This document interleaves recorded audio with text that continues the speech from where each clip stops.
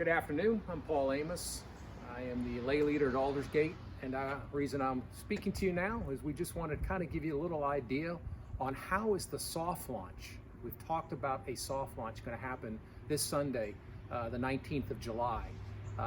As you heard, Emily and Randy both have probably talked about it either on the online service or has been sent out electronically. But we want to use this soft launch as a test. How do we better our procedures of getting people registered, getting them to fill out the health form, getting them to be processed here in the sanctuary, and then back out of the sanctuary safely.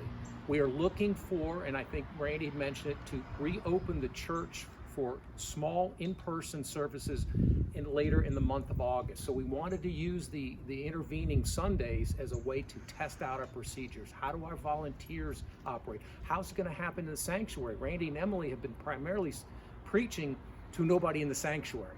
So all of this is something we'd like to go over. And although these are tests, a test, it is what we learn will form the foundation of how we're actually going to do our reopening. So we described briefly why we're doing the soft launch. Let me give you just real quick on how it's going to operate. We have several individuals that have volunteered to come into the sanctuary, to be in the congregation, and to also serve as here at the check-in. So this Sunday, we'll have about 20 people who will line up at pre-designated spots along here, keeping 6 feet, who will then be called forward one at a time to the stanchion that you see behind us. Will be asked to ensure that they have filled out or acknowledged the health form, which is required to get into the building. They will be given a temperature check and then allowed to access into the building. Just note that these measures that I'll be describing here, inside and in the sanctuary, come from the Bishop of the United Methodist Conference. They have a requirement to provide to us, and we have a requirement to follow these measures. So some of them are pretty restrictive. But they're here for really only one reason, is to protect us, all of us, individually and as a group. So on the morning, people will queue up, as I discussed, and they'll go through those following procedures, checking to see if they've registered. Have they done their health assessment form, or they can acknowledge, yes, I understand these, as noted here, get their temperature check, and then they will make their way into the sanctuary. Well, a couple things. If you do not register, do not fill out a health form or acknowledge the health form, or if you can't pass the temperature check or don't have a mask, you can't come into the building. These are not our requirements, but these are the requirements of the United Methodist Conference in Virginia. Speaking of the temperature check, it's 100.4 or above. If you have a temperature of 100.4 or above, you will not be allowed access into the building. I think you could probably understand why. And if any of you do, we would highly recommend that you seek medical help immediately. So you made it in, everything checked out. You had your mask, you had you'd registered, your health form meets, and thank goodness there's no temperature check issue. So now you're inside. So what I wanted to show you and give you an update is once you get in here, there will be a volunteer in here to help direct you to the sanctuary. And I know that sounds a little odd because we know where it is, but we have to keep the church clean also. And so there's an enhanced cleaning requirement in which we use products that are approved by the FDA to kill the coronavirus. So if you can imagine, everywhere someone walks or everywhere somebody goes has to be clean. So to help keep that cleaning cost and the requirement to clean, we have kind of sanctioned off or blocked off the church to allow a direct entrance and exit to the sanctuary. So as I kind of walk over here, you will see that we have put up these curtains to kind of show and remind you that there would be no entrance over here at all. So again, as you come in, you would not be turning left. We won't be doing any kind of coffee or anything like that at the moment, and I'll talk a little bit about that later. And then as I walk over here, just want to let you know that we have blocked off also the entrance or the walkway over here. Same idea. We don't want you traveling up and down the halls because what you touch or where you go can get contaminated and thus increase the cleaning requirement.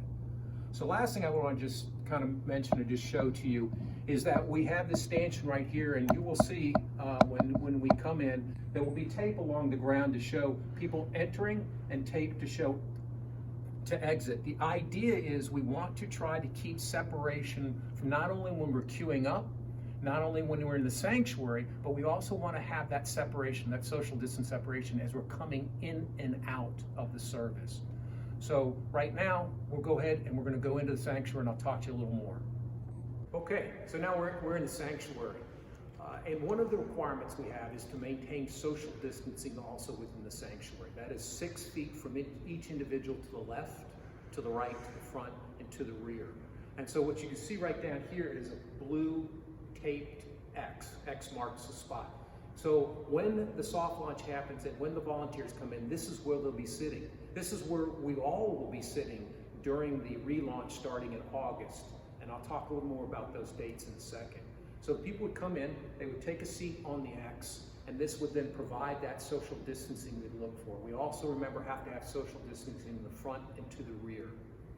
One thing that you can't see, but what we have done is we have removed all items that people touch. For instance, all the Bibles, all the hymnals, all the pew pads, all the materials and pencils are all gone. As you can imagine, touching those is just a way to transmit the COVID virus.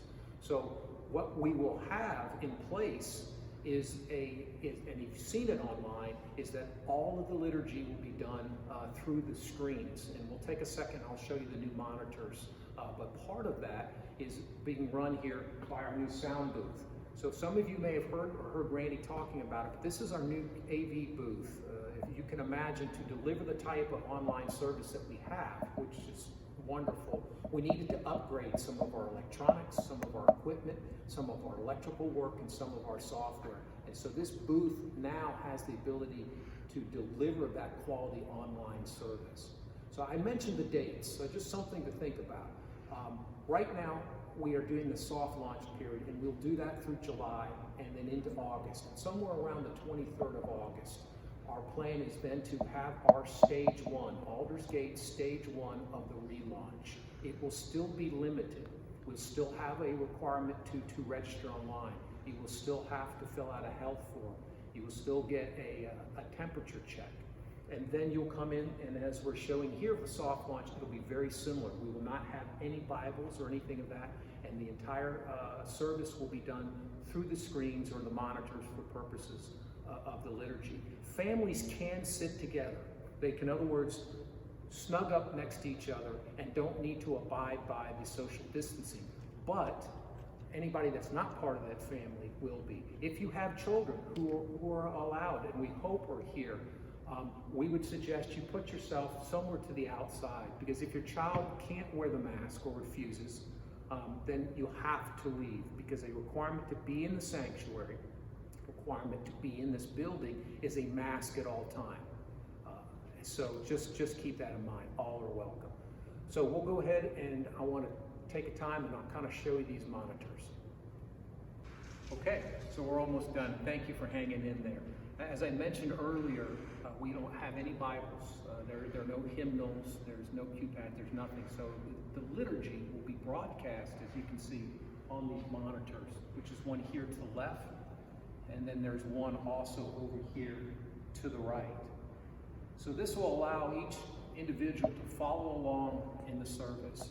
One thing I'd like to mention here also is there is no singing allowed by anybody that's in the congregation. Yes, you'll have to wear your mask, yes, but there is no singing. And as you can imagine why that restriction is, the singing really pushes out the COVID virus even more than speaking.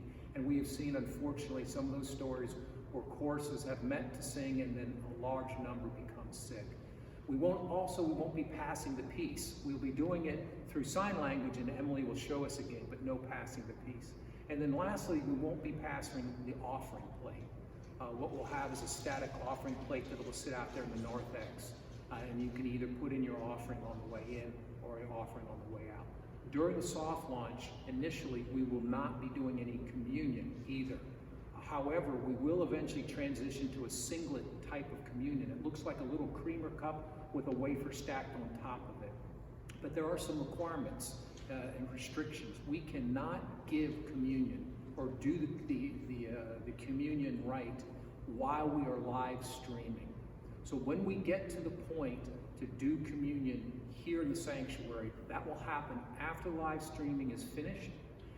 Randy or Emily will go through the sacrament of communion, and then out in the welcome area will be a table of those little individual packets that you can pick up on the way out. We can't pass them out, and we can't drive them to people's houses. You will be able to take more than one if there's someone at your home that would have it, because they would be blessed and consecrated at that time.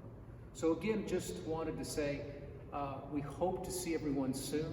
We are doing everything we can to make sure we get ourselves open, but safely. And just some key things to remember. When we do open up in August, it will probably take almost until the month of October to get ourselves fully open.